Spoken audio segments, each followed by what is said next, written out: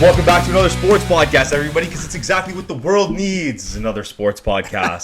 We're the Sweaty Trio. We're glad to be back in the locker room. Today's guest is a Canadian sports media legend. Thank you. You've seen him chopping it up with Kobe, Alexander Ovechkin, Aaron Rodgers, and so many more. He's brought swag to the sidelines and turned interviews into must-watch TV. From TSN to Bleacher Report, he's done everything with that Cabbie energy. He's a trailblazer, a storyteller, someone who made sports personal for a generation of fans. Ladies and gentlemen, the one, the only, Cabbie Richards. Thank you very much. That was very generous. Thank you very much. We clap for ourselves around here. Amen. Thank you. To be honest, Sweaty Trio, but it's pretty nice in here. Like it's air conditioned. It's like 20 minutes. Okay, sure. Once we get heated, man. Like, I'm a little sweaty. I'm a little nervous. I'm not gonna lie. You're good, bro. You're good. You're good. No, man. If we have an arm wrestle, I'm gonna win. So my hand will just slip out from the sweat, so don't even worry about it. Genuinely, man, you're a legend from Cabbie on the street Thanks, all the way to what man. you're doing now. You have essentially pioneered Canadian sports, Canadian media. You've made humans out of a lot of athletes, especially in spaces like hockey, where it's kind of hard to get personality out of these guys. Have you guys had any hockey players on this yet? We have not. No, we've had a football player. Oh, nice. We've had one NFL player, and we have a CFL player, and then we're getting a golfer on soon. But Nice. CFL guys, in my experience, the best. Yeah.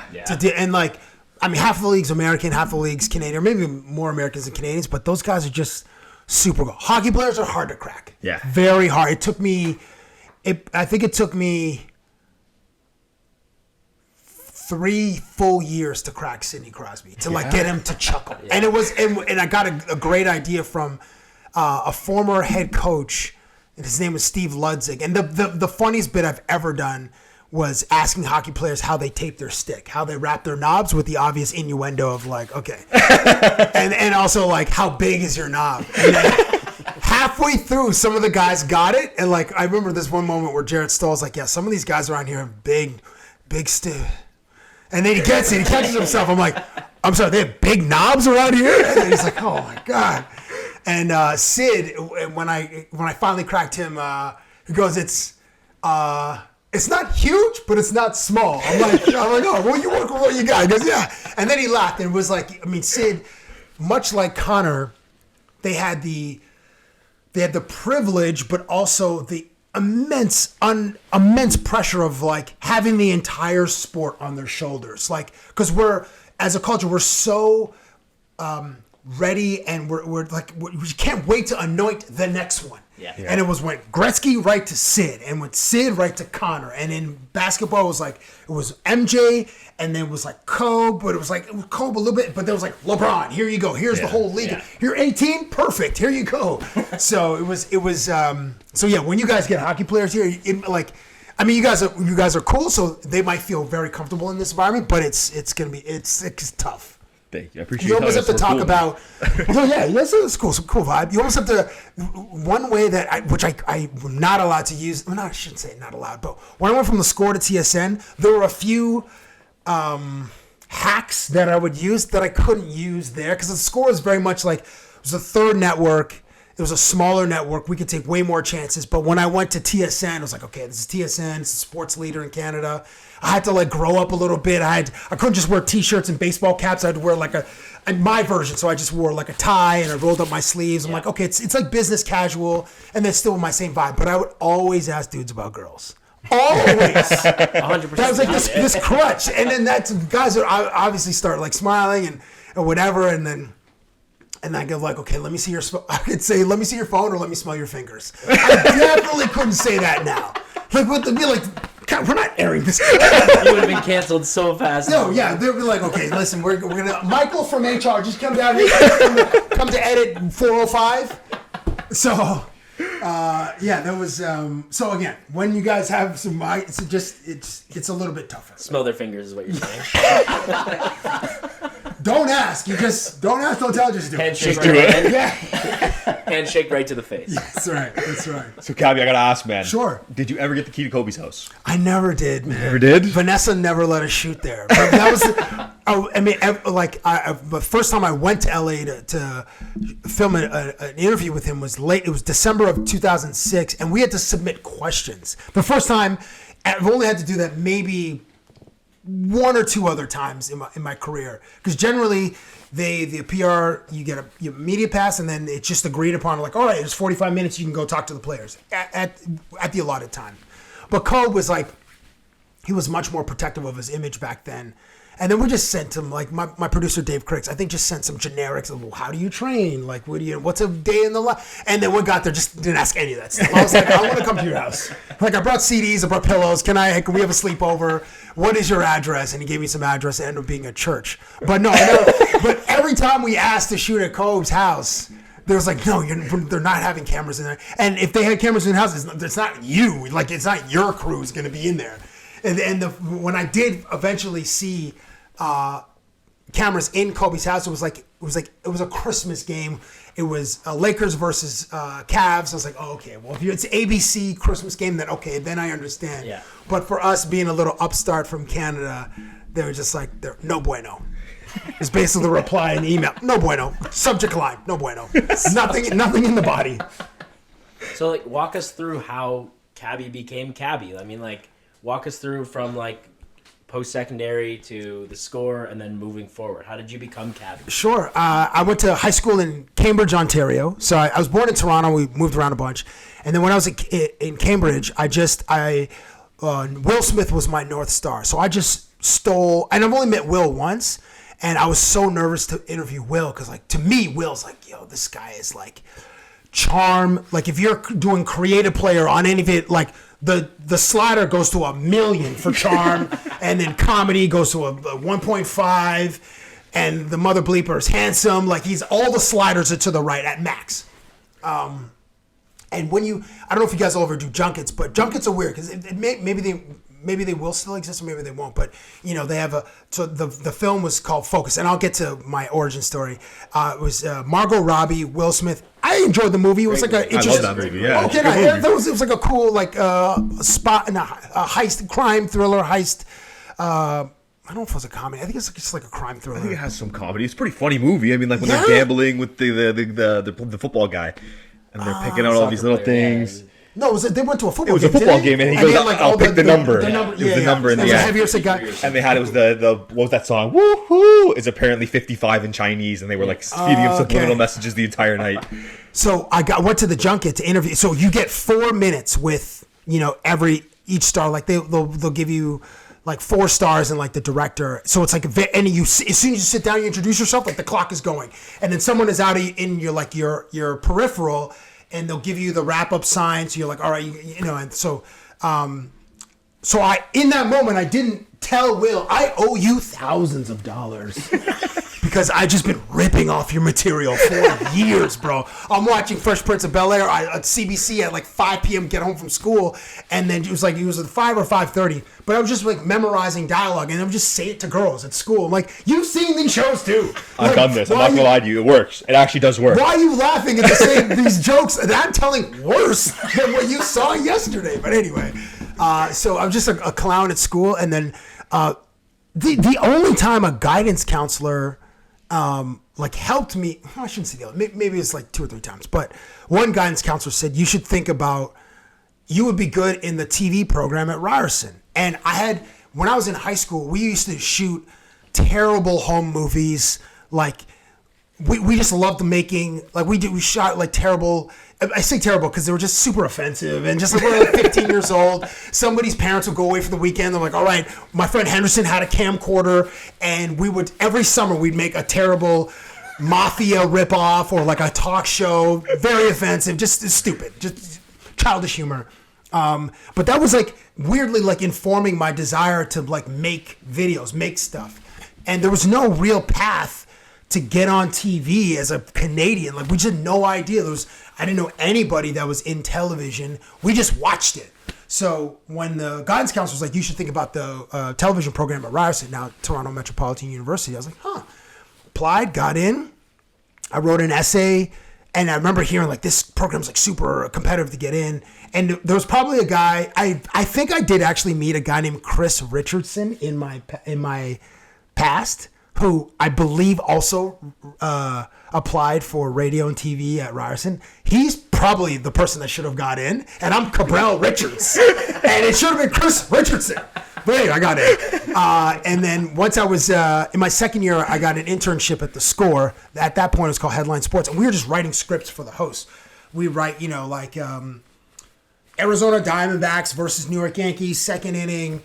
Luis Gonzalez hits a home run to right, 2-0 Arizona. And we'd give it to the host. And they would, Tim or Sid or whomever would add their flavor and their flair. And back then at The Score, it was very much encouraged to have your own personality. Bring your own flavor to the highlights. And Tim and Sid made it an art form. Well, Jerry D, too, is the same thing. Joseph Jerry, he wasn't on the desk, but he was another personality at The Score. And I love Jerry. He's he's naturally very funny. And he's a comedian by trade, too. Or not by trade, I suppose by trade. So Jerry and I had totally different. I was loud, obnoxious, animated, and Jerry was very he had the unearned arrogance of a Will Ferrell type, but a sports reporter, and he was great. He was very, very sharp, and so I started in 2001, and I was just doing streeters, just harassing other people my own age. I went to Humber College. I went to York. I went to Ryerson, U of T, just trying to find people my own age to ask them stupid sports questions. And then after a while, about a year, I went to Sportsnet to host a magazine show called NBA XL, and that contributed on another magazine show called J Zone. And it's the first time I worked in more of a structured show. It was 30 minutes every week, and then I got to travel a little bit. And my first really big interview was with Pedro Martinez. I was working on J Zone. He was the Red Sox ace. I mean, came up with Montreal, won a Cy Young with Montreal, but he's really known for his time with Boston. And the bit was, I was like, what the bleep am I going to do with Pedro Martinez? So we got a speed gun, a radar gun at Skydome. I think it was Skydome back then, actually. And I challenged him to a throwing contest, and I said, we're going to throw with our lefts. And I'm right-handed. He's obviously right-handed. He throws 99 with his right. He threw 60 with his left on the gun. I was like, what? I think 30. That's ridiculous. Yeah, 60. You're pretty straight, too. What's that? You're half as good as it. Yeah, with our terrible arms. So, and the next time I interviewed Pedro, bro, this guy was in the Red Sox clubhouse. This is how much of a bleeping G he was. My dude was in a clubhouse with 25 other grown men in a leopard print silk robe in 2004. Jerry curl. I was like, what can you say to this dude? This is Pedro Martinez. And just it was super effeminate, but it was just Pedro's swag. I was like, wow. I'm like, can you do an interview today after you disrobe and put on your uniform, your 45 jersey and everything? And he's like, sure. So I got to interview him twice, and he was just wonderful. And that was so the one in 2003 was the first really big one for me in it. And I think because he was so cool about it, that just gave me such a jolt of confidence. And then further down the line, I got to interview more and more stars and build some cool relationships, and hopefully the audience enjoyed some of the bits that we did. So that's how it started. High school, obnoxious clown that ripped off Will Smith, and then later in university, it was interning at The Score, and then I got an opportunity to pitch to do a Man on the Street segment, and that's how it started. That's amazing. Thanks, man. I remember I was a kid, and I would before school sit in front of the TV watching TSN, eating a bowl of cereal, and the Cabbie segments would come on. Me and my brothers would be like, oh shit, we love this guy. Thanks, my older man. brother over today, I was like, yeah, we're doing our Cabbie interview today. He's like, we were talking about Cabbie on the street for 45 straight minutes. Wow. Wow. Well, that's what I'm saying. You mother bleepers were bored. Oh, but this is what I'm saying. This is the impact that you had on kids. I'm 29. Okay. And this is the impact that when I say the name Cabbie to the Toronto friends that I have that grew up watching sports, they know the name Cabbie. Thanks. So, what impact do you think that you had or your segments had on the media spin today in Canadian media? Well, I think the work that we did helped to pioneer what we now know as short form content. We didn't call it that at that time. We just said we're just doing these videos. We're just let's just go make fun videos. And luckily we got access to famous people, and whether it was me or it helped us being Canadian. I say us, my man D, my producer Dave, and I.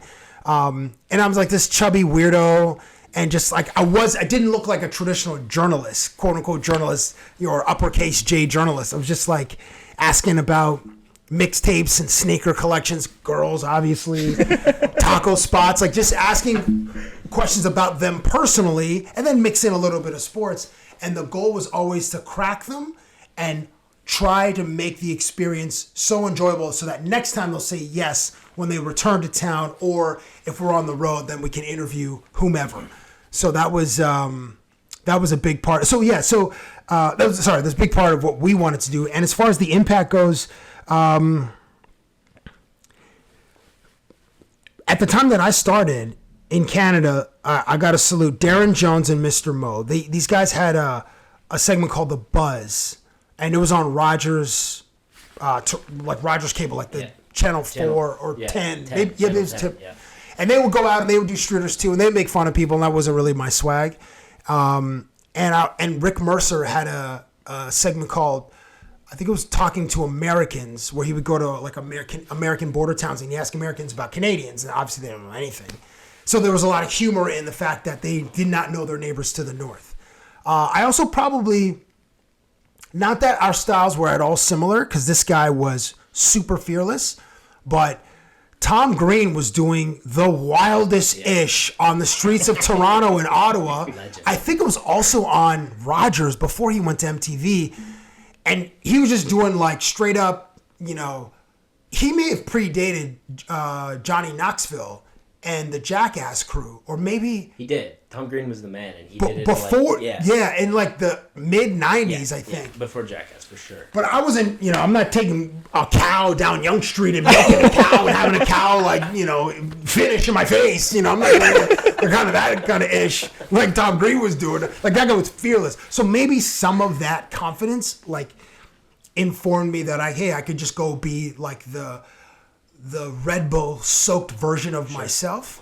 So that helped. But certainly in sports, there was the only comparable segment that was on TV at the time was a guy named Kenny Mayne. He worked at ESPN, but his vibe was more Jerry D's. He was very straight, and he had a dry sense of humor, and he used to write dialogue I saw him once in Green Bay, and I was like, oh, that's how he works. So he'd give a guy a line, so the guy would deliver the line. It was always really funny, and then he would package it, and it would be on ESPN's football Sunday countdown show. But as far as a segment that involved like humor, personality, maybe some pop culture, Kenny Mayne was doing that at ESPN, and then I was doing that up here on The Score. Good stuff. Thanks, man. It's cool to see you covered sports in Canada, covered sports in the U.S. What would you say is the biggest differences in terms of culture for those two countries? Football, when I worked at Bleacher in Vegas, the sports that Bleacher Report cared about, this is the order: football, college football, NBA, college basketball, everything else. Yeah, really. Yeah. Everything else. The only things that would pop, that would move the needle where Bleacher would cover it would be Tiger Woods, Conor McGregor, and Serena Williams. Those are the only three individual athletes that would, but like tennis majors, golf majors, hockey, baseball didn't even really resonate with Bleacher's audience. It was just football, it was just basketball. And obviously culturally here, hockey is the football of Canada. Yeah. And soccer's growing, basketball is hot when the Raptors are hot, and then baseball when the Jays are hot, people jump on board and it's a great vibe. And but yeah, that's the football just overwhelmingly dominates in the United States. It's cool to see how much the U.S. actually cares about their college sports. Like we were talking about before, they sell out stadiums. Yes. And we have trouble selling out Argos games. Yeah, that's a The fact. most winningest team in Toronto. The only team that wins anything is the Argos. That's no a one watches fact. them. See, I think with American collegiate sports, like that fandom is generational. You could go to a college basketball game and see 3 generations of people in the same family. Right. So that heritage is really powerful in the United States, and that fandom is certainly passed down. And mothers and fathers want their kids to go to their alma mater. I had a conversation with David Amber 2 months ago, and he's got 2 kids that are going, and he got both of them to go to McGill, and he went to McGill. Oh, nice. And his wife went to I think Queens. No, maybe she went to McGill. But anyway, he convinced them. I think there was some discussion to go to Queens, which is like it's Queens. No, Queens and Western are the rivals. But anyway, his kids. So that's just an example of parents passing down their love of a particular school. Okay. And it worked in the David Amber household. Wonderful dude, by the way. Wonderful. No, that's awesome. I do want to ask, so you mentioned how you guys were kind of the first ones making that short form content. Do we at all worry about the new generation of fans and they may be too into clips and highlights and betting rather than the actual sport? Or is this the evolution of fandom? It is the evolution of fandom now. I don't know if alphas, Gen Zs for sure follow the stars versus the sports. And I don't know, other than maybe you guys, I don't know dudes in their 20s that could sit down and watch a whole game. That's all we do. Oh my god. Okay, so other than you guys, like, and the guys in your group chat, maybe that's another 8, 10, 12 dudes. Like, so much of our lives are experienced on our phones. So yeah, it is worrisome because eventually, like, people my age will age out, and then we'll be sitting in garages or basements, and we'll still watch full games, but there'll be fewer of us. And as far as like the alphas go, I was just talking to my niece a couple days ago, and she was telling me about some shows on Netflix that I've never heard of before because we've like a 30-year difference or 40-year difference between us. And she was mentioning something about the phone. I was like, man, she might watch. Oh, they were complaining about watching commercials on because my brother downgraded the Netflix tier, so for like the 22, went down to the paid tier, which is like $8 or whatever, $10. So they were complaining about having to watch a minute of commercials at the beginning, and they never had to watch commercials before. I think maybe they had the paid version of YouTube, so you skip commercials altogether. But I was like, man, that was like my whole life was watching commercials. And we couldn't skip them when we were watching on TV. We just had to wait for 2 minutes and 30 seconds. There's no fast forward on. No, and even phone. Exactly. And I'm cheap, so I still have the unpaid YouTube. I have the free YouTube version. 100%. So the skip, that's probably the button that I hit the most in my life. Is skip ad. You know what I mean? Or what pops up halfway through or a quarter of the way. You just like can't hit that button fast enough to get back to the show. You even made a point on the last pod to say when you and Bree are watching a TV show, the minute that there's like a commercial or an ad or anything, they both just lay there on their phone. I don't sit there and wait for 2 minutes. I'm hungry right now. Fair, yeah. So yeah, I don't know if that's going to change. Maybe with how much AI is going to dominate our lives, we'll need more shared human experiences. So maybe people will go to more concerts or live events and have more IRL experiences. Maybe, and maybe part of that is are experiencing like events on having the shared experience with watching an event maybe through a screen, but maybe it goes the other way. But I don't know, man. I can't see that, like that digital renaissance kind of thing coming on, like your human renaissance. Like let's go back to like when Mother Bleeper was just going to the mall. And I don't even know if like kids go to the mall anymore because everything is just coming in an Amazon box like today. You know what I mean? So I want to also ask. You've done a lot professionally, but we want to know kind of what experiences you've had that hit home for you. Some of your personal favorite experiences, highlights of your career. Like around sports or through sports? Through sports. It doesn't have to be a sports related, but we are a sports podcast. Yeah. Well, some of the greatest games. When I had a conversation with my man D, Tim and I, Tim McAuliffe. We had drinks within the last few months. And I think DK's like, do you know what my favorite sporting event was? And I'm like, oh, the time we saw UCLA, USC, like Russell Westbrook and Kevin Love at UCLA. He's like, no. I'm like, Kobe, Game 7 versus Boston when we got to interview Kobe. He goes, no. I'm like, what? I'm like, were you at the bat flip game? He goes, no, not the bat flip game. Shout out to Jose Batista. He said, oh, and they said, oh man, when we were at the World Cup in South Africa, like we saw Ghana versus Uruguay and went to free kicks at the end. Uruguay won, and Uruguay went on to the final, and Ghana was like the last African team to be eliminated. And he goes, no, I'm like, what? And he goes, we went when I got to interview Usain Bolt. There was like Jamaica has this like legendary yearly track meet for like high school kids, and we saw like one of the greatest comebacks in like 4x4 relay ever, like 16-year-old girls, and like it's the girl who was like in 8th just started eating up the track and like passing competitors, and then it was a two-person race down the final stretch, and the one who just held R1 for her whole freaking lap caught the goal, and she won the place. Like, it was just like this small track, but it was like the national whatever track meet. The crowd erupts in euphoria, and it was just like, it was one of the best moments, because it was myself, my cameraman, my man D. We're in Jamaica, and at this grassroots high school track meet, and there was some real theater and drama that happened there. So that was not that was really that informative for me, but it was a great moment where we were in another place, in another country, and just watching sports and just seeing the way that the community, galvanizes around one of these kind of moments. I'll say I got to run with the Bulls in Pamplona, Spain, and I think that was 2011, is it 12 or 13? It was always on our bucket list. And when we were at TSM, we got a yearly budget, and we had to identify like 10 pole events on the schedule. So like NHL All-Star Game, NBA All-Star Game, NHL playoffs, like Journey to the Cup, maybe a couple of football games. The Grey Cup was a 10-pole event. Like, there was a few times on the calendar we're like, all right, we need to cover this. Or if there were some prominent Canadians in March Madness tournament, like Jamal Murray or Andrew Wiggins. I'm dating myself, but that was that era.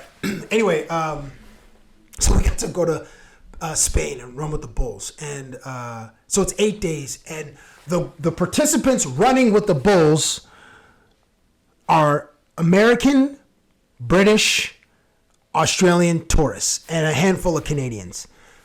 The local residents in Pamplona, Spain, who are watching the event out of their, apartment windows and watching this course, which is 800 meters from the bullpen to the stadium, which is where you have to get to. That's the goal. The Bulls are the heroes, and the idiot tourists are the villains.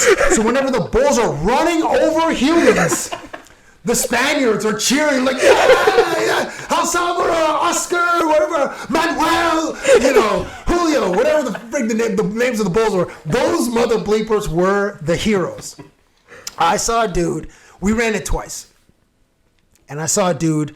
So the first time I didn't make it into the stadium.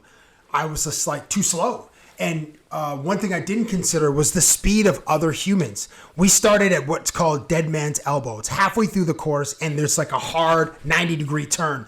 And some of the bulls will slip on the cobblestones because the road is wet. In the morning, they spray down all the beer and liquor and wine that just soaked the streets from the night before partying from tourists. They're out there, whatever. So it's wet. So some of the bulls slip, and I'm sure that just makes them angrier. And they're just like, why the bleep am I up at 8 running into this stadium? So the first time I was unsuccessful with getting into the stadium. So I saw a guy fall because I was on the side, and I was just pinned against like a building while these bulls like ran past us, and then we kind of followed them to get into the stadium. I was like, okay, tomorrow I'm gonna friggin' make it. Saw a guy fall, bam, face hits the cobblestone, and then I saw a bull step on his face, and I was like, man, and I just I saw the dude, I was like, oh my gosh, and I just kept moving. Like, zero empathy on my part. I saw a dead mother bleeper. That could have been me. Could have been me, but I probably saw a dude die. It gave you some extra adrenaline. Yeah, and sure, I didn't want to have that guy's fate, and I hope somebody woke him up, because if he closed his eyes, he wasn't opening them up again, because that was so violent.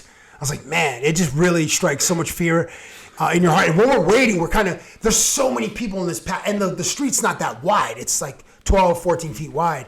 And people are just kind of like jumping to like over other people's head just to see like when the bulls are coming, or when the crowd starts moving. Like when the crowd's moving, okay, these niggas are coming. Like there's 12 of them. And then then there's a big like swarm of people, like, all right, get going. And then you just start sprinting. And you just run as fast as you can. I know I elbowed a guy in the face to get like, because everybody runs at a different speed, and it's not like I'm fast, but I was just like taking mother bleepers out just so I can get into that stadium so I don't get run over by friggin' Alejandro the bull. That's awesome. So we're all diehard Leaf fans. We're all diehard Raptors fans. Okay, we all dope. have 3 different football teams. We like to call NFL that teams? Yes. Okay. So I'm Steelers, he's Eagles, he's Bills, and we like to call that our sweaty trinity. Okay. What is your sweaty trinity, or any teams that you root for any specific reason? I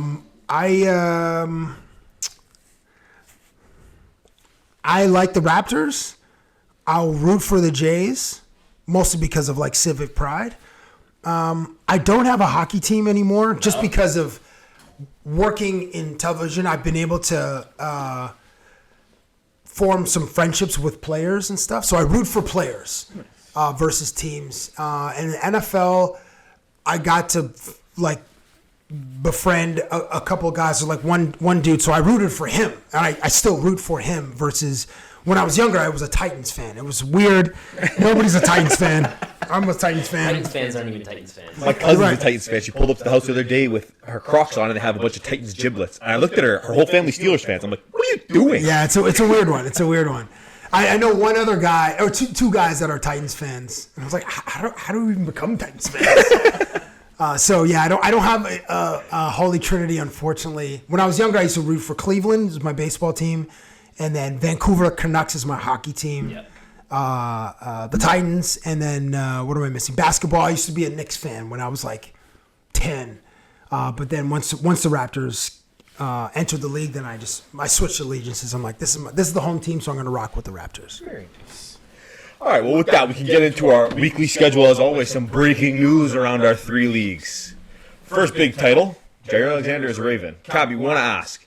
It's alleged that Jaire had given up a couple of other deals. He had turned away other deals that were a little more lucrative. Do you think that could kind of play into team chemistry and kind of improve performance for the Ravens, especially on that defense? Ooh, that's a great question. I have not done any reading about it. I just know he was a former Packer. Yeah. And I think there was a game.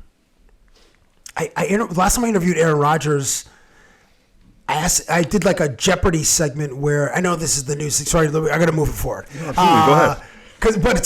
I can't speak on the Jaire deal because I don't know what his stats off the top of my head, and how will that affect the defense? I'm not sure. Shoot, man, this is terrible. No. So I'm just gonna divert. I'm just gonna answer a question that I want to answer, which is kind of what you'll find that when you interview like hockey, like athletes and stuff. If they don't really want to answer the question you ask them, they'll just give an answer, and then you just have to kind of like roll. They're like, okay, That's the answer you get. yeah, exactly. And there was this was 2020. It was during COVID because it was here. He had COVID in like November, and I went in December. But anyway, I asked him about there was a win streak that the Packers, I think it was like 7 games or something like. They got hot towards the end of the season. And I think Jaire Alexander. No, it wasn't Jaire Alexander who had a couple of pick sixes. It was, oh my gosh, it was, and he said his teammate's name, Rasul Douglas. Rasul Douglas. That's how he said it. Anyway, so sorry, I have nothing to contribute. No, I like the Ravens, and I hope that Lamar Jackson. He's got 2 MVPs. I hope that he can win a couple of Super Bowls. I don't. No. Oh yeah, you guys are all AFC guys. Yeah. But it's like it would kind of be a crime if Josh Allen doesn't win one, Joe Burrow doesn't win one, Lamar Jackson doesn't win a couple. Like if Patrick Mahomes just eats everybody's food, which he can, because he's, to me, the best that's ever played. Like the best, not the greatest. He doesn't have Tom Brady or Peyton Manning's resume. But just the way that he plays the position, he's like an elevated version of Aaron Rodgers to me. Just with his arm strength, his accuracy. Doesn't quite have the... Rodgers, I think, is at like 400 touchdowns and like 85 interceptions. Like the touchdown-interception ratio is gross. Anyway, if Patrick Mahomes just continues to eat the entire AFC and no one gets... no other quarterback has a chance in the friggin' Super Bowl coming out of the AFC. It would be a bit of a shame. It's a crime. It's a crime. But, we would get to witness this incredible legacy. However, it's still like, you want to see some, and the NFL is a league with great parity. We're seeing in the NBA too. It's 7 straight years with 7 different champions. For those people who are like, sports are rigged, like, go bleep yourself. What's happening? Like, look at what's happening in the NBA. Like, nobody, not a single human alive predicted OKC versus Indiana. Like, not a single human. No. So tell us how it's rigged. And even the way that the Pacers have went through this, like the run, and manhandled the Knicks, manhandled Cleveland, and like the 15-point comebacks with, I don't know, 3 minutes left on the clock in the fourth, like, multiple times. Like, it's just insane. So anyway, sorry, Jaire Alexander. Yeah, no, I was gonna ask you guys. So apparently he is Lamar's. They went to college together. Oh, in Louisville. Oh, okay. Louisville, yeah. So you guys think this will make a big impact for the Ravens? I think he's still pretty locked. He's a good corner, man. He's locked down. He's strapped down. Strapped down swords. How old is he? He's 28. Oh, okay. He's still a young guy. I think they have the best defense in the league now. Yeah, they don't have Jalen Carter. They had 4 All-Pros last year. Yeah, the Robust Phillies Smith. defense is Phillies defense is gross, really bro. Like, yeah. Oh yeah, sorry. I said it was Bills, Steelers, Eagles. Okay, sorry. You're NFC. Got my I'm sorry. helmet. I'm sorry. I looped you guys. No, I want to see Lamar win. I would love this to. way. There's blood this way. Okay.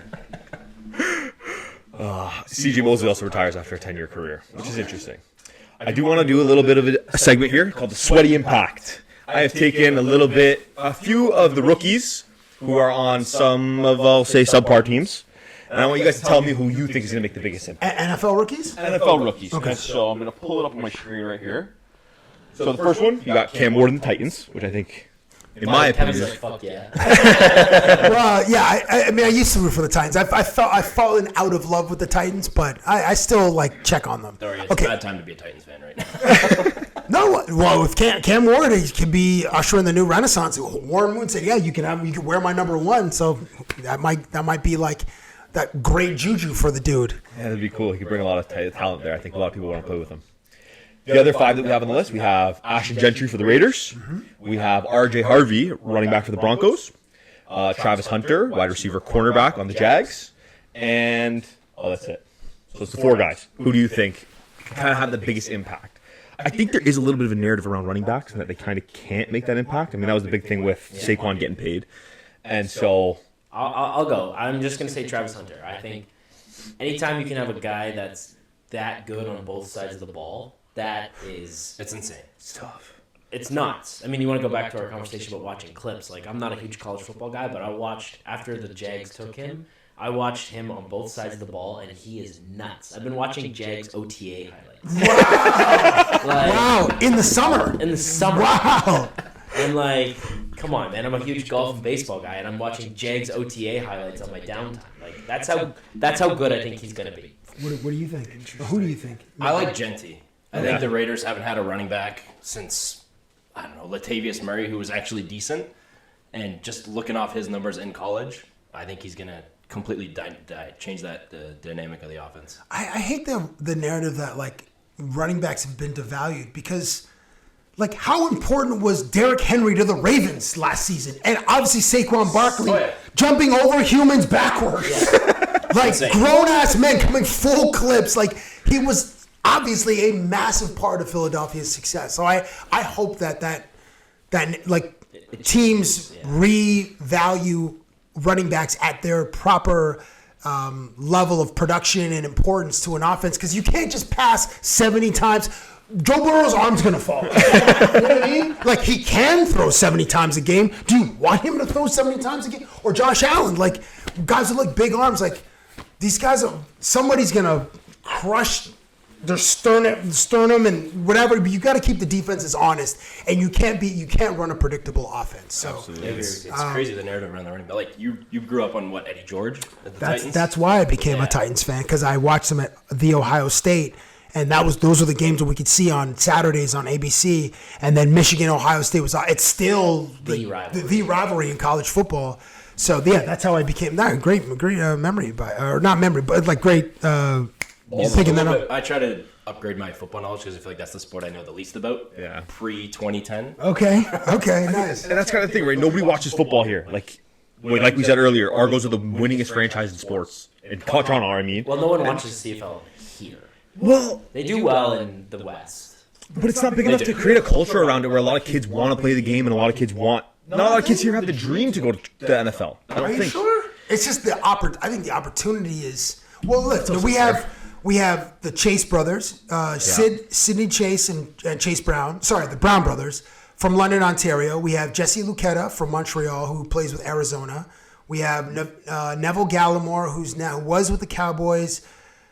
I think maybe with the Dolphins. I can't remember. And then we have Chuba Hubbard out of Edmonton, Alberta. Balling with Carolina, got a new deal. And I know I'm missing. Javon Holland with Miami, who was played in, or I think his dad played for the BC Lions. I know he was he's a West Coast guy. Josh Palmer? Josh Palmer with the Chargers. Yeah, receiver with the Bills now. Oh, he a Bill? Okay.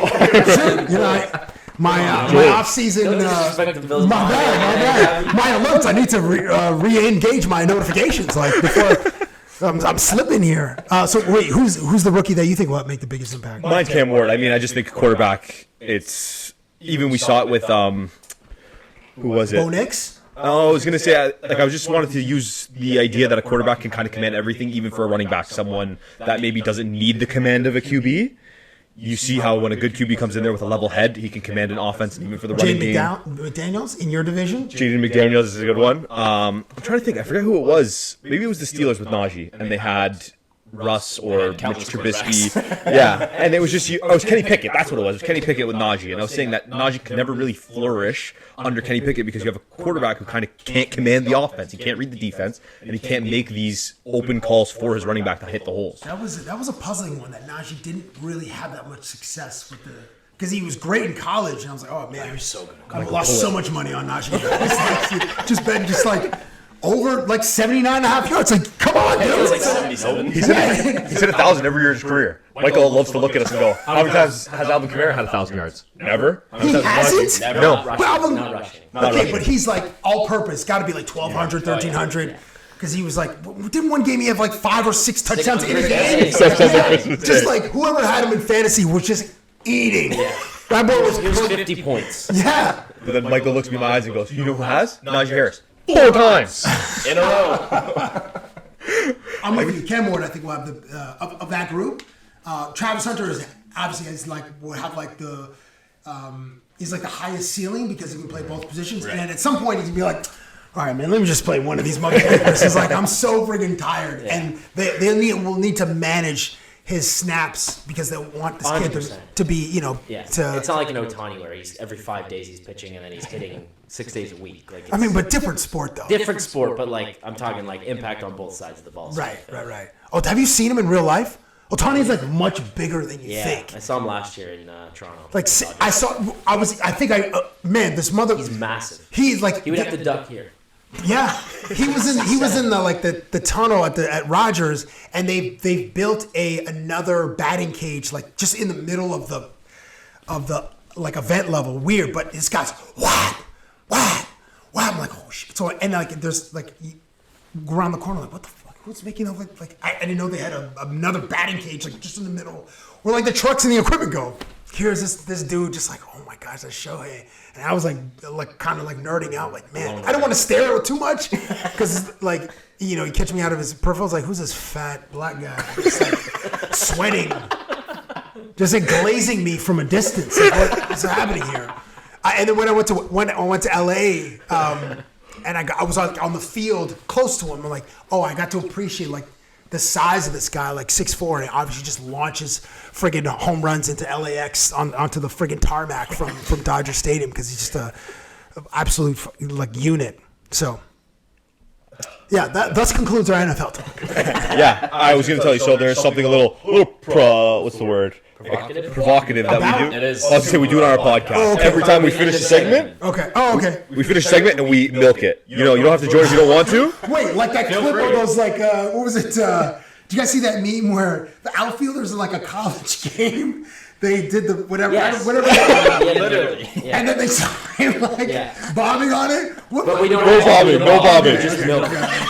You can just watch this time. We know you're an amateur milker. You know what? I'm just if I'm at a Diddy party, I just want to observe. I don't want to participate. Let me just see what's going on. NFL. You've been milked. Okay. That's it. Then we take it to the NHL. That absolutely was some Diddy-ish right there. You've been milked? Yeah, okay. Maybe I'm in the right place. It's that Tom Green with the Cowboys. Right. Okay, yeah, good callback. Panthers, like Drake, go back to back.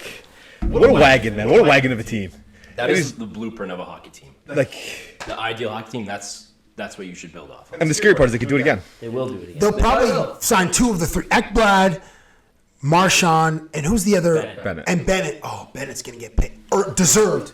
Earned every dollar he's going to get. Man, yeah, they could do it again.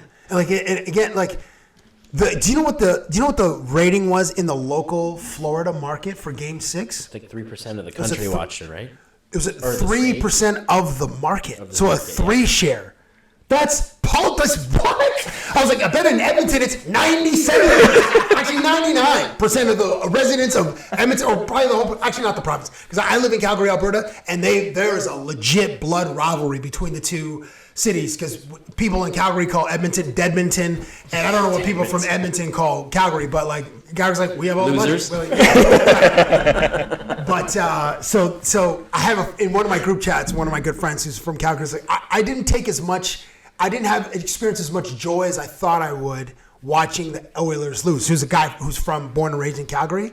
I was like, yeah, well, you just see the shot of Leo and Connor on the bench, like. You feel for these mother bleeps because you know how badly they want it. And those are the two of the 4 or 5, 2 of the 4 best hockey players on the planet, and they're on the losing side. And they've been back-to-back, and they may not go again. Who knows? Yeah. They might not. So I was going to ask, like, 1, what does it say for McDavid's legacy, and 2, is their window closed? Because... No, what do you mean? Like, you think his legacy is affected? Well, he's been to the finals twice now, and he hasn't won anything. Yeah, but he has 3 MVPs. True. Sid, on the other hand, though, went against 2. He lost Red Wings and then beat so he lost. And he beat them back. I'm just talking about for that GOAT status, because like you said, everyone's so quick to throw the word GOAT around to move from GOAT to GOAT. And so, does this kind of change that? No, but no, man. He's already cemented as like one, I don't know, probably in the top 25 or 20, probably top 20 already, and I think he's either at 1,000 points or he's on the verge of 1,000 points. Has he hit 1,000 points? And he's, what is this, year 7 or 8 for the guy? Like, the guy is electric. My guy plays with R1 held down the whole time. As soon as he touches the puck, you can the eye test will tell you. My mom could watch hockey and be like, oh, that player is better than the, look at the way this mother bleeper is moving around the zone. And he's chop. And then obviously if he's on a breakaway, then there's no chance. You have to jump at his feet.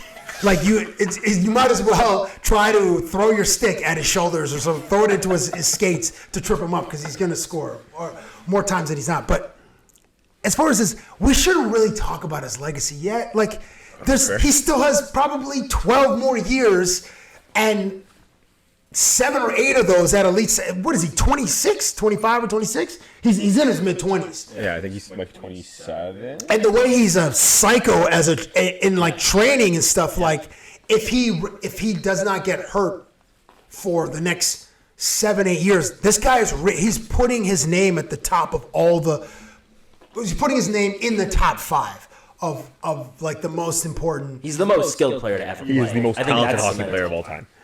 I don't think there's any other hockey player who can take on 5 dudes on his own. I forget what team he played. He did against at least 2. Yeah. New York was one. Columbus, he's done He literally just and then rifles it on Shesterkin. Man, the most skilled. My goat is Crosby. That's my goat. Yeah, that's my goat. Same. Yeah, Sid's unbelievable. And Sid has missed he's played 200 fewer games than Ovi. 200 because of concussions. That's 3 full seasons. And Sid is like, I think, close in points to Ovi. He's got more than Ovi. Oh, just more than Ovi? Well, not goals. Not goals. Man, I lost so much money on that. I bet David Amber, stupidly, one day we're drinking tequila, and my fat mouth is just popping off. I'm like, there's no way he passes Wayne Gretzky. Wayne Gretzky? Like, no chance. Like, Ovi was like 36 or 37, like this. And I was like, he's going to pass him. Like, no. And we made a bet, and I lost. That's why I really owe him a trip to Vegas. We're like, all right, you and I in Vegas, like, let's go spend some money. That sounds like a fat deal. It was a lot of money. The check that I wrote has some zeros on it, and he's not going to cash. He's like, Cap, you're not giving. Let's just go out for a nice dinner. And I'm like, thank you, but I know in my heart. You got to go to Harbor 60 and be like, wow, that check's equivalent to the bill. This could be like 3 checks. So wait, do you guys think Connor's legacy is either affected or changed because he's lost in the finals twice? I've never been of the mindset that championships define a player's legacy. So no. That is a nuanced take that is very rare for a sports. I don't believe that. Just like I think one of the greatest basketball players of all time is AI, or one of the greatest hockey players of all time is Joe Thornton. Just because they've gotten there and didn't get it done doesn't take away Charles Barkley. Some of the greats have never won. You know how hard it is to win? Yeah, I'm looking at... Especially a Stanley Cup. That is the hardest trophy to win. I absolutely agree with you what you said. He's too young for this to be his legacy yet, and he has time. I do think you need at least one under your belt. Because the thing is, he's playing with Draisaitl. You have 1A and, 1 and 2. I was going to say 1A and 1B, but you have the best hockey player and the second best hockey player on the same team. Plus a pretty outstanding supporting cast. Goaltending is shaky at times. But blue line's a little shaky too. I mean, Bouchard is going to get a bag. Yeah, Bouchard is going to get a bag. Bouchard's going to get a bag. You have Ekholm out there. Nurse has been good for the tenure that he's been there. Like, they had a cast to do it. And coming from a team who supports choke, or a bunch of people who support a team that are choke artists, I'm seeing a little bit of this. I'm seeing some reminiscent trends, and that's kind of Marner's legacy in Toronto. Okay, so before, I mean, this will be published before July 1st. Where do you guys think Mitchie ends up? Just pick a team. I'm going to say he's going to go to Vegas on a 4-year deal, and then he'll, like a Matthews, he'll set himself up for a 7 or 8 year deal for the next contract when the cap is like $150 million. I was originally saying Utah when we knew that he wasn't going to come back, but I think I'm going to switch now and say Florida as well. Really? I'm also Florida's going to load Florida. up, eh? I think Florida could. They let one of two of Ekblad or Bennett walk, or Marchand probably, and just use that money to sign Marner. And I mean, a lot of these guys also want to take hometown deals. Bennett was sitting there with his dad on the balcony in Florida with the cup, and everyone's chanting 8 more years, 8 more years. He's taking 8 by 8. It's nothing, man. They did it with Kawhi when he won. Yeah, but Kawhi didn't want to be here. Yeah, true. Kawhi's like, I need to go back to California. Calgary, he won his chip, and he was like, no, I'm not staying in Toronto. But that's interesting with How about you, Mitchie. Cabbie? Where are you thinking? I don't know, man. I don't know. I'm terrible at predictions. I'm not sure that I've ever had one correct prediction in my life. Well, I mean, look at your bet with David Amber. Like, Yeah, correct. That was so stupid. It's like, no, none of Gretzky's records will fall. 0 of them. The biggest one. the untouchable. The untouchable one fell. I mean, maybe 8, what is he, 7 or 8 Hart trophies in a row probably won't fall, but here I am, fucking, drinking like, oh. you want to bet on it? Yeah, right? Like, I'll bet my house. Yeah, it'll be fun. It'll be fun. I went one time with, quick Vegas story, with Norm Powell. His birthday is in February. And I hit up Normie, and Norm was like, yo, where you at? I'm like, I'm here. I live in Vegas. He goes, come meet up. I'm like, cool. We go to Dre's and get to the booth. So Dre's is like, it's on like the 4th or 5th. No, maybe it's a rooftop across from Caesar's Palace. I can't remember the name of the hotel that it's in. But Dre's is like the hip hop club in on the Strip. And he's got a booth very close to the stage. And that night Wiz Khalifa was performing. I was going ham because I got there late. So here's the thing: I know Norm, his boys were cool. There's like 6 dudes in the booth, including me, and then there's like 9 girls. So I'm like, okay, so I don't know what the dynamics are in the thing. So I'm just gonna drink. Because I'm like, I don't want to talk, like, I don't know if his boy Andre is like, yo, why are you talking to the girl that I brought to the thing, and blah, blah, blah. Because I wasn't there at the pre to see what the relationships were. Yeah, who's with who. Or if, like, everybody's like, all right, it's, if it's like, oh, it's a bachelor party, and, oh, where's the bachelorette? Oh, she's in the bathroom. And so I wasn't there for that part. So anyway, man, so after Dre's, and we go to, I think we went to Sapphire. Normie, I probably shouldn't be telling this story. It's a no bar podcast, so it's up to you. I know, but do I want this on the internet forever? A sweaty exclusive? Anyway, Normie was very generous in how much he wanted us to have fun at Sapphires, which is like an adult playground. And And you come out of there. There's a certain like butter on your skin when you leave, like in this, like you go into the light and you're glistening, and you're like, oh, there's a fragrance of those places. You know what I mean? Yeah, I got you. So anyway, it's like bricks of here, like in your chest, like we're not leaving until you spend all of this. I'm like, okay, I mean, and then you feel like a baller. You're just throwing around ones or whatever, doing this kind of shit. Very generous dude, Normie. Salute. Good dude. I actually have done Vegas twice with that dude for his birthdays in February.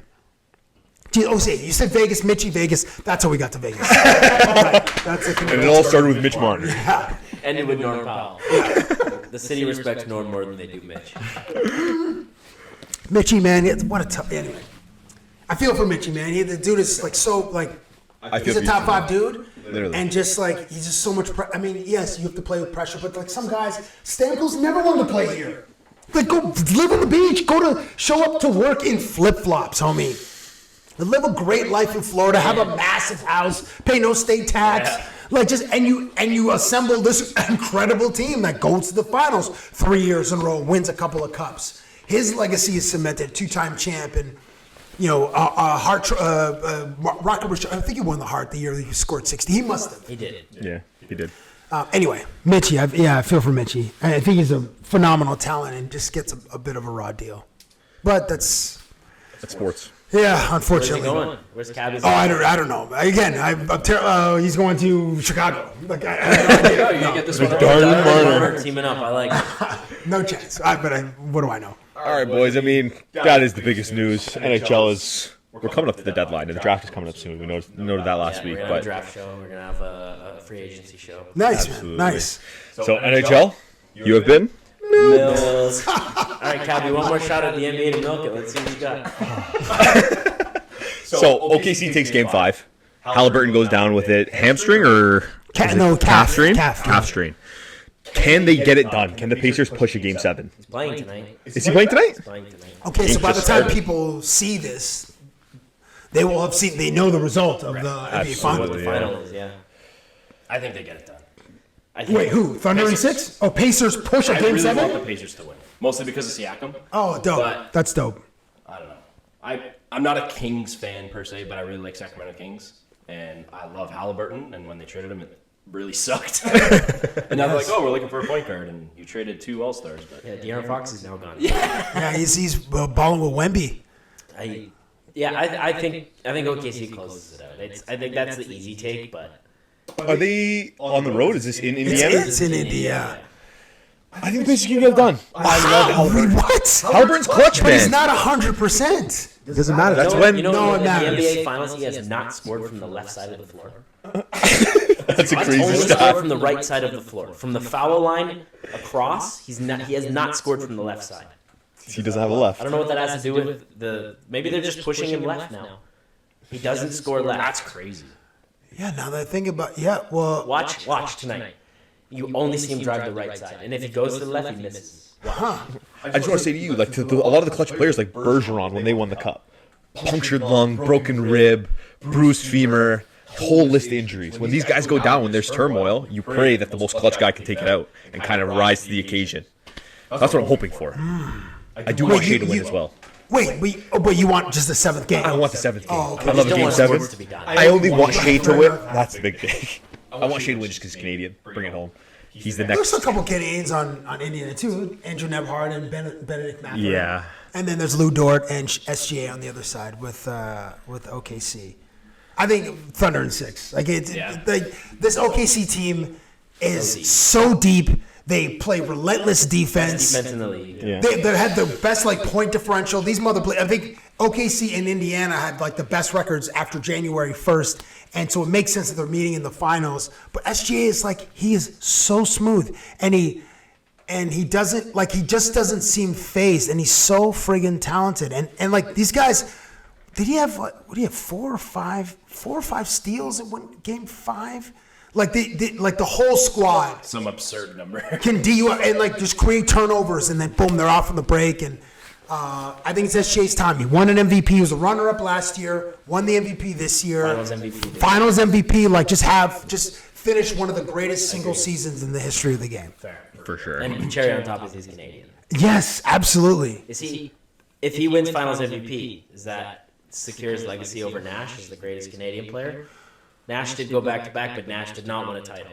That's right. Yeah. He didn't even go to the finals, did he? No, never went to the finals. Well, Nash said before, I think maybe after the first season he also was averaging 30 a game. But this is the third straight season. He's averaged 30 a game. Great efficiency. In the NBA, yes. He scored a quarter of his team's points every game, basically, from 3 years ago to now. Yeah, which is insane.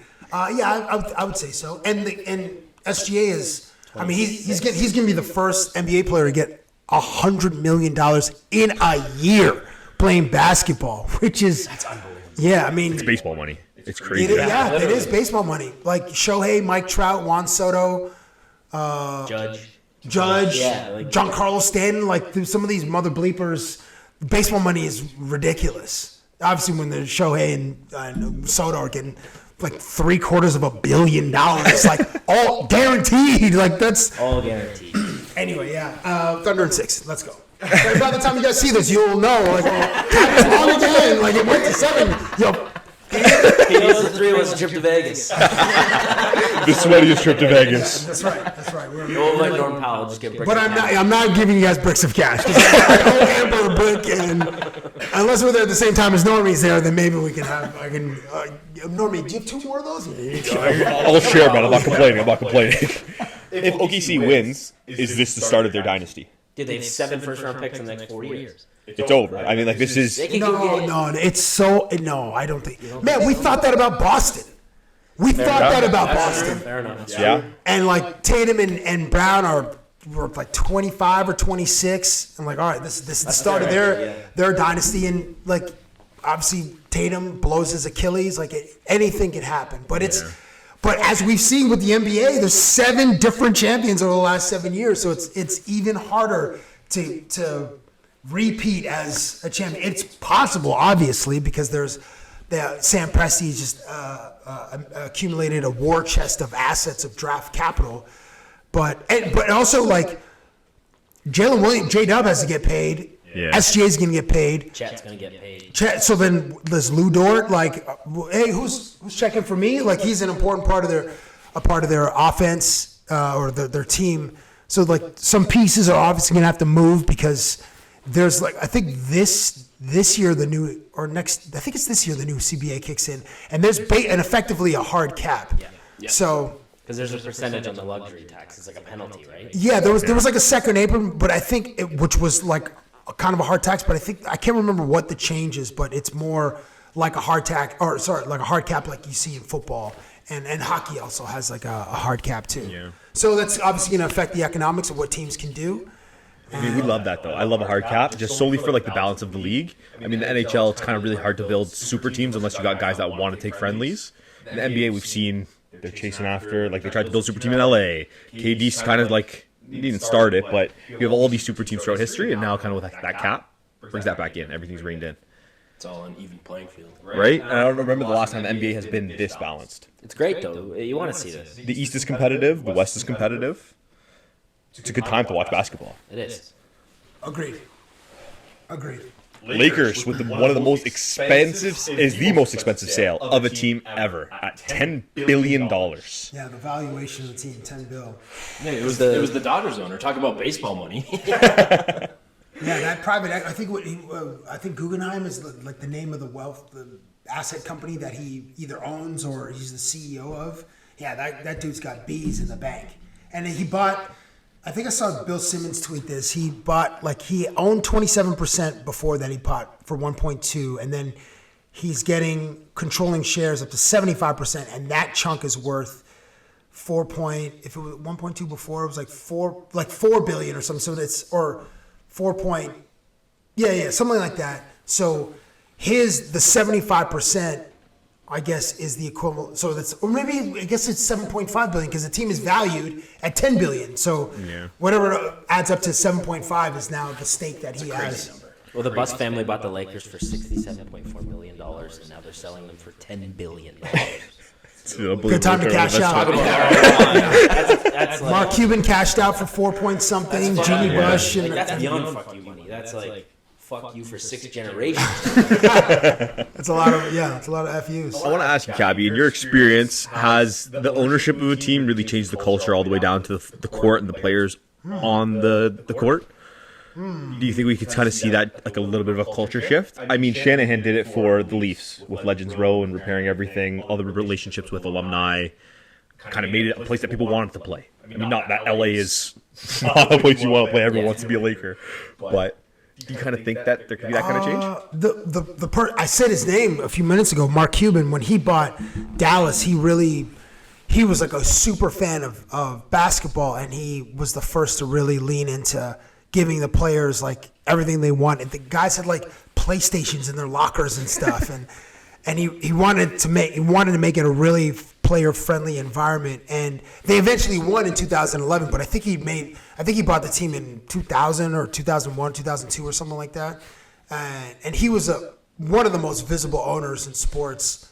And his team was eventually like successful in that winning a championship, not just success in the regular season or whatnot and selling out the building.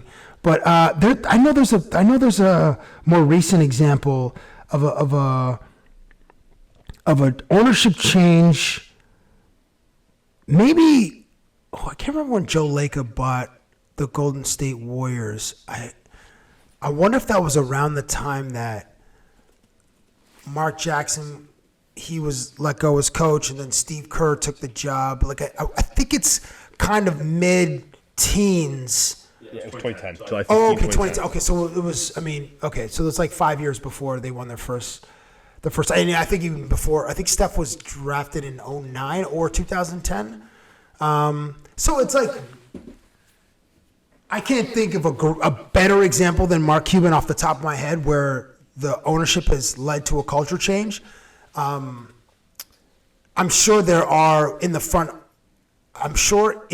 office, the culture comes from the top down, and that gets to the players in whatever way it does. But culture for a team really lies with the players. Right. Like the players establish the unwritten rules, like what the young players, the rookies, what their expectations are from the vets, how to be professional. Like that's really established with the players first, and then the coaches, and then accountability for your actions in-house, on the road, or whatever. So so maybe organizationally there is.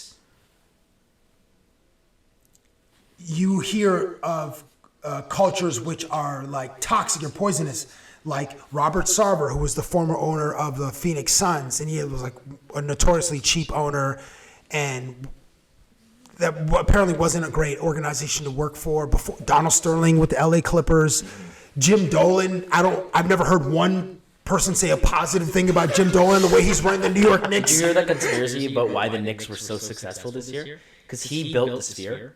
So Yeah. all of his time and attention was focused on the Sphere, so that the Knicks operations could run like an actual team. wow. And the Knicks go to the conference final, and now that the Sphere's built, they fire Thibodeau. They're probably going to trade Cat. Like, now that team's going to go back to mediocrity. Wow, that's a pretty good theory, and he's a big music guy. But yeah, if you divert his attention to other projects, and that was like $4 or $5 billion to construct that Sphere, and it was like a pilot for like they want one in like the UAE, and then one in like Singapore, like these super rich countries that you can build these incredible venues, and that's a pretty. I would believe that theory. There's some validity to it for sure.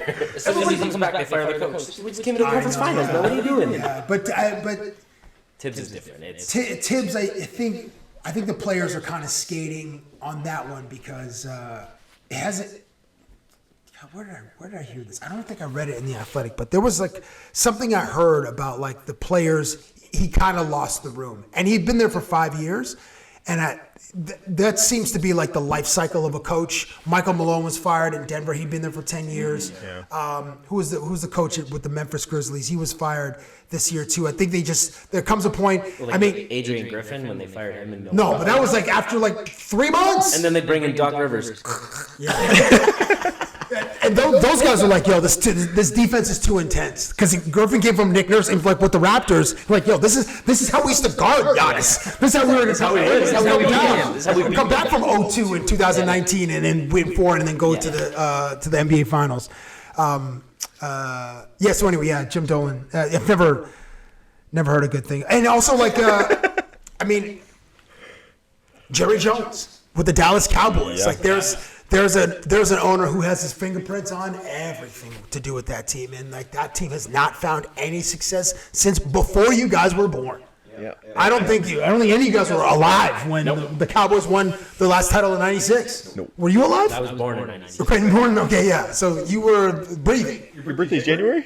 So you would have been there maybe like right at the Super Bowl. Oh my gosh. I will give some credit to Jerry Jones because I read today that he upped the wages of the cheerleaders. So because maybe it's a start. 4 times. Netflix, bro. He gave them 4 times their salary. Oh, he did? He gave them 4 times their salary because they're on Netflix. Mike Parsons. Interesting. Well, good. I mean, good for the ladies. They're icons. Get their bag, absolutely. Yeah. Speaking about coaching, Ime Udoka Yeah. agrees to a long-term extension, which makes him one of the highest-paid coaches. Would he be the highest-paid, or is the number out yet? Do we know? I haven't seen it, but Into it. who's the highest paid right now? Would it It be? was Kerr for a long time. Yeah, he had Monty Williams before he got. It was in Detroit. Yeah, he had like 8 mil or After the 9 Suns mil. fired him, he'd be like, he's on like 8 years, like 60 million or something. Something like that. Yeah, he got. He got the Mike Babcock deal. right. It was like almost 10 million a year. Yeah, that's Steve Kerr's getting $17.5 million a year. I wonder what Pop is just retired from coaching, right? He's now the GM. I can tell Pop you was right now. getting. He was getting. Did you hear that story about DeJounte Murray? Yeah, that's amazing, man. Pop is the man. The man. He is a player's So coach. for people who haven't seen the story, tell the story. So DeJounte Murray's mom got shot. Yeah, in Seattle, in his rookie year. Yeah, and Greg Popovich said that he would pay with his own money to bring her to San Antonio to like recover and like live there. Without DeJounte knowing, he was doing this behind the scenes to try to, get her out of that situation and have some stability for DeJounte while he's in San Antonio. Doesn't that scream? Like, I love my players. I would do anything for them. Out of his would run own through a pocket. brick wall for Yes, him. he makes a lot of money, but he's paying to fly her, for the hospital, for the recovery. It's the thought on top of all of it, right? It's the fact Yeah, a that great human. Only like a great human, empathetic human would do that. Like and someone who cares about his players. Doing it behind Murray's back so the media wouldn't know. Yeah, Like, no one would pick up on that and be like, look at me, I'm Greg Popovich, I'm the fucking man. Nope. yeah, All quiet, hush hush, it comes out on a podcast. that's right. That's right. Popovich was making $17 million before he Okay, retired. yeah. But it turns out Ime Udoka will be the highest paid, allegedly. Wow. The numbers isn't out yet, but they're saying long-term contract. Great coach, man. And Houston has if Kevin Durant is flirting with San Antonio, Houston, those are the teams I've heard that he's interested in playing. Miami. I don't know why he would go to Miami. Like, I mean, I know why he would go to Miami, but like to play, you're gonna win with Bam and Tyler Hero. Like, I don't know. No, definitely not. And a washed up Terry Rozier. Right. Ime, he's a great coach. I mean, great Good coach. to see what that young team can do in the They future. accelerated the rebuild. They were, second or third in the West this year? Yeah. And they were Fred, for a long time. Dylan Brooks, Jalen Green, Şengün. Şengün, Amen Thompson. We're missing one. Oh my gosh, missing another significant player. Anyway, yeah, they have a great coach. Şengün is, they call him they don't call him Baby Jokic, but he's Jokic. He is Baby Jokic. Light. Yeah. Light. Yeah. L-I-T-E, light. Yeah. Did you guys see there's a photo of of Jokic that just was on social like a few days ago, living his best life, shirtless, dad bod, best player in the NBA, like 1 and 1A. Yeah. I mean, this season his numbers were astronomical, like just stupid. Every week, 40 points, 20, 20, 20. It's like just gross. And it might When they won, they were like, oh, what do you want to do? He's like, I want to go like race my race my horses. Job's done. Yeah, that's it. Let's take some time I off. want to get out of here, go back to Serbia, and then get he away went to the from you parade. mother bleepers. Then he went to the parade and everything changed. He's like, I'll stay around for a little bit. Yeah, I do like these checks. Yeah, they're heavy, bro. There's zeros on those mother bleepers. Like before the $5 period. million a year sound, Mr. Nicola. No doubt. Stephen A., Markieff Morris, and PK Subban had this conversation on the ESPN show. I forget what it's called. It's not Get Get Up, no? I think Or Get Up. First Take. I think it was they were on Get Up. They were on Get Up. I think they were on Get Up. Okay. And they were talking about what sport requires the most athleticism. And one thing that I want to clarify here, because I think it does get a little misconstrued when this conversation comes up, there's a difference between athleticism and talent. In my mind, it's soccer. No sport takes the amount of running. We're talking about sports. That's a leisure activity. Well, I mean, those motherfuckers they're running like I'm not a soccer 15 or 17K a game. Like, that's what I'm not a soccer sprinting guy a either. lot of the time. I'm not a soccer guy either. I really can't sit down and watch a soccer game, but I can appreciate the athleticism that it takes. And I mean, their conversation was more based around hockey versus football or basketball. Sorry. And so, what do you think?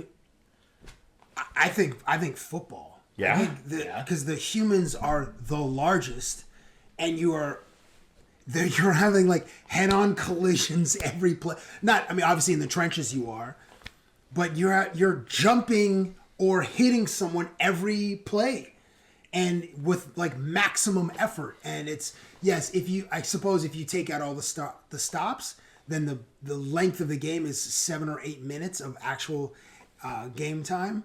But the pain you're either enduring, you're absorbing, or you're delivering has got to be insane. And also, like, have you seen Myles Garrett, bro? Or Aaron Donald? Like, Freak athletes at such huge these sizes. guys have superhero. DK Metcalf is a superhero. Yeah. His body is made out of marble. Like, he's from Krypton, and they just delivered here as a baby. And landed somewhere, wherever the bleep he's from. The guy is like 6'4", like 3% body fat, and runs like a gazelle.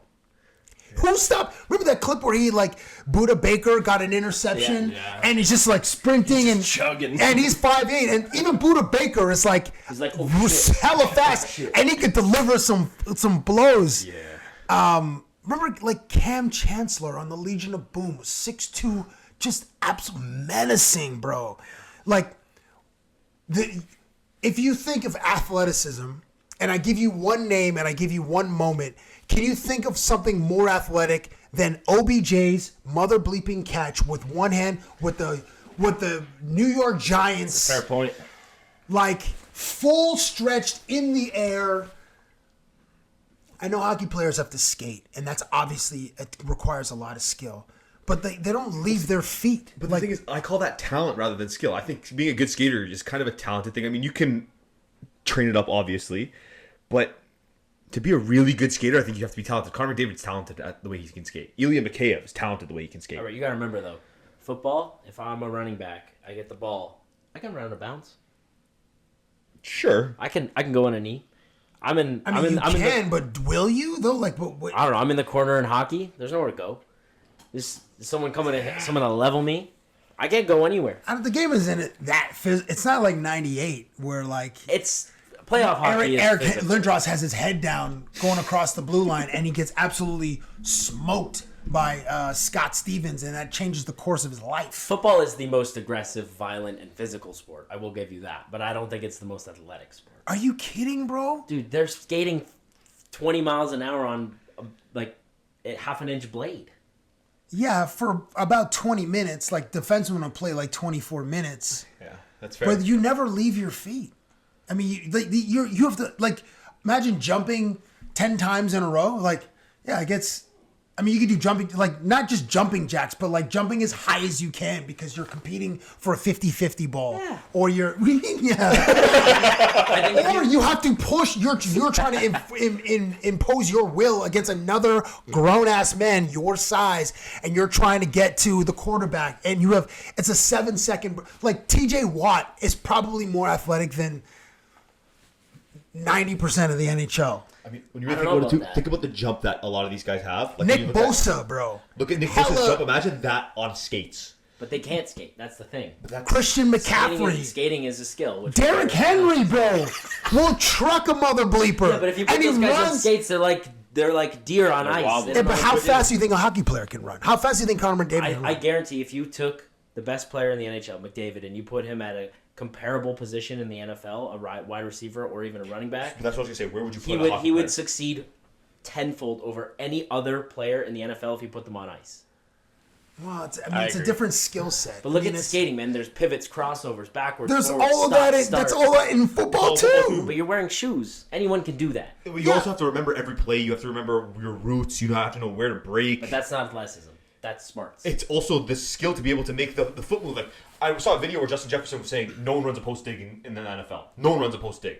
And then the comment on TikTok was Jamar Chase post dig. And you watch Jamar Chase, and it has his athleticism, the ability to be able to make his feet a hiccup, to be able to stop, boom, boom, and break. Yeah. And it opens up the play. Maybe it's just bias in me because I'm a hockey guy. But Maybe. I'm not going to take away the athleticism. Do you think anybody can do what Patrick Mahomes does? Like no look passes, throws. My guy was horizontal in the Super Bowl, throwing sidearm. I don't know I can't remember if he completed that pass. I mean, he's running for. I think he ran like 500 yards that game, just getting chased all over the field by the Tampa Bay Buccaneers defense, and that's a quarterback. I mean, is anybody more athletic than Lamar Jackson? Like, you know, when Lamar Jackson steps on the field, he is the best athlete on the field. Man, I've heard people describe being in a room with Cam Newton.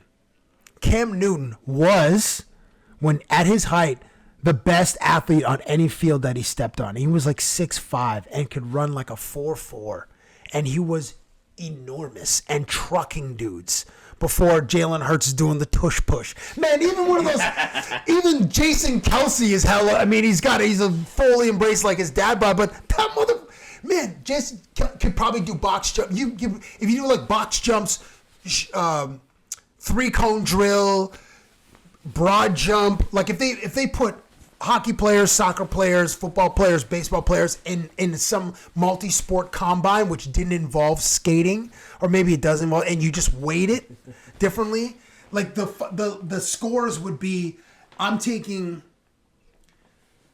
DK Metcalf, I'm taking Myles Garrett first overall. All things, because your bench, your deadlifts, sprints, whatever, like that's who I'm taking. Like, listen, here's great. When the aliens arrive, Death being pointed you know at what? Let's send the Florida Panthers. I want Iguodala. Yeah. You sending the Florida Panthers, or you sending some absolute? Are you sending? I'll send the Alabama friggin' Crimson Tide. I'd send the college team before I send like the Anaheim Mighty Ducks to fight the aliens. The not so mighty That is Ducks. actually the best way to put it. I'm not sending Troy Terry and friggin' Frank Vetrano and Mother Bleeping. Nice pull. And I'm not sending Chris Kreider to defend us versus the aliens. I'm sending the football team. No, Kreider will just run through them like Price. We'll be good. Oh my goodness. Go for the knees. All right, fine. I'll give you football. Well, that's just me. I'm trying to make it passionate. I've taken so many L's in my life that I'm trying to get a W on your guys' podcast. I have to give you another one. I think I might have switched from soccer. Football's the most athletic sport now. I'm taking it. Yeah, this kid, who's the kid in Yamal Lamine or whatever? Lamine Yamal, yeah. Lamine, the 17-year-old phenom, like that mother bleeper, man. Or man, Mbappe, man, the 2 World Cup finals. That kid could run like the wind. Yeah, man. It's just the consistent pressure. And I mean, like, even when I think about hockey and football, you get sits. Like, if you're on defense, you're sitting out a whole half of the game. Hockey, you're running your 30, 40-second shifts, minute shifts. Soccer, you don't get off the field. Yeah. You're on the field for 90 minutes. You have a 45-minute break in the middle. Or 20 or whatever it is in the middle. And then you're back on it for 45 minutes straight. Yeah. And I'm not a soccer guy, but the way that you're running and, like, the amount of heart conditions that you see in soccer players because of the way that they're putting, like, the strain they're putting on their heart, makes a difference. But I mean, football too. I'm still taking football players. Yeah. I think I've switched. Michael? I'm still on hockey, man. Yeah? Because I've seen videos of not even the best NHL players. I'll use Austin Matthews as an example, but I've seen him swing a baseball. I've seen him swing a golf club. I've seen him shoot a basketball. He excels at not excels, but he does very well at everything. That's what I'm saying. If you plucked a hockey player and put him in any sport, he would do fine. Yeah, NHL players not even play offense in football. They can only play half the sport. Hockey players use soccer to warm up. No, I'm saying football. You can't. The only person you can put on the defense is Zdeno Chara, and like who's that guy on Florida or not Florida and New York? Matt something. Matt Rempe. Those are the only guys you can put on defense from the NHL. Who else are you gonna put on defense? Matthews would get destroyed at corner. Yeah, but it's now you're talking genetics because you can't put Austin Matthews as a center in the NFL. No. You can't put Morgan Riley as a tight end in the NFL. But that's what I'm saying. The football players could flip the other way. You could put someone like CMC at your wing. You could put someone. They'll put Aaron Donald in the net. It'll just be like just eating the puck as it comes in raw. I don't think he's not even as tall as Vasilevsky. I think Vasilevsky is like 6'4" or something. Yeah, Aaron Donald's he's a only freak. 6 feet tall. And I don't know how tall Bobrovsky is, but like Vasilevsky's a large human. The big cat. Yeah. That's what they call him. Although, you know what? Now that Are we flipping you? No. I was gonna say I was gonna maybe enter. No, okay, no. I'm gonna stick with football. All right, let's wrap this up. I'm gonna stick with football. Are you gonna join us for this last milk? I'm gonna observe you guys milking each other. I'm not gonna. I'm No not one's gonna milking each other. We're milking the sport. I'm not gonna. We're not gonna NBA? participate. NBA, you've been milked. Cabbie, man, this is an unbelievable pod. Thank you. So much for coming out. Thank It's you my so much pleasure. for taking the time. Thank you. Truly. Thank you so much for imparting wisdom on us sweaty idiots. This is my pleasure. I had a lot We can of always fun. use it. Thank you so much. Thanks, pal. Okay, let's open the windows. You got anything going on?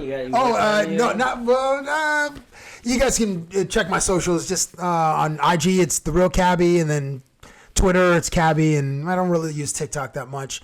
And I'm on YouTube a little bit, but like IG is the main place to find like the stupid stuff that I'm up to. Very nice. And not stupid, man. This guy's got unbelievable guests. He's got unbelievable interviews. Thank you. He really made the statement, his motto, come true. Entertainment first, journalism second. Thank you, man. Nice Did our pro. homework, don't you? Nice. I appreciate it. We also have a gift for you, Taylor, on the stool right there next to you.